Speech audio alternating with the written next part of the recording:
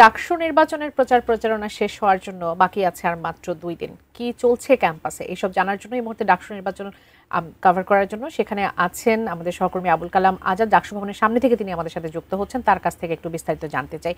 আবুল কালাম আজাদ, 2 দিন মাত্র বাকি আছে প্রচার প্রচারণা শেষ হবার জন্য। আপনি প্রার্থীদের সাথে কথা বলতে পেরেছেন কিনা? ক্যাম্পাসে কিরকম পরিবেশ বিরাজ করছে? ভোটাররাই বা কি বলছেন? একটি প্যানেল আরেকটি প্যানেলকে সমর্থন দেয়া কিংবা কোনো পদের প্রার্থী অন্য কোনো পদকে সমর্থন দেয়া, সেটি কিছুক্ষণ আগেই এরকম একটি এই আভাসটি সত্যি বলে পরিণত হয়েছে।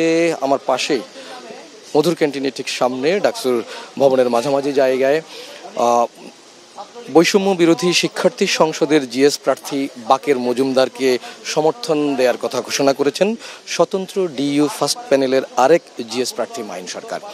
খুবই পরিচিত মুখ, বৈষম্য বিরোধী ছাত্র আন্দোলনে সমন্বয়কের ভূমিকা পালন করেছেন তিনি।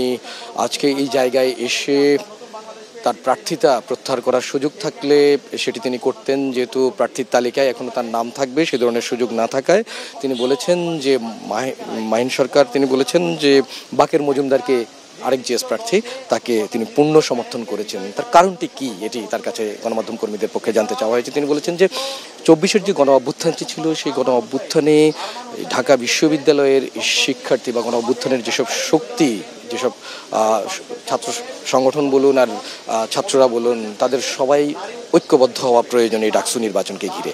আর সে কারণে তিনি তার প্রার্থিতা বলা যায় যে তাকে সমর্থন দিয়েছেন বাকের মজুমদারকে, এবং বাকের মজুমদার যদি জিএস পদে বিজয়ী হন তাহলে এটি মাহিন সরকারের বিজয় বলেই সূচিত হবে, এরকমটি তিনি মনে করেন।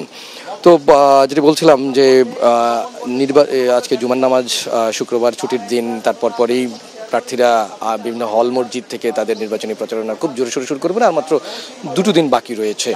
অপরদিকে আমার পাশে এখন সংবাদ সম্মেলন করছেন স্বতন্ত্র প্যানেলের প্রার্থীরা। আমরা পরবর্তী বুলেটিনে জানানোর চেষ্টা করব যে এই সংবাদ সম্মেলনে তারাই বা আবার নতুন কি বার্তা নিয়ে আসেন। তো এখনকার মতো এই ছিল আমার কাছে সবশেষ।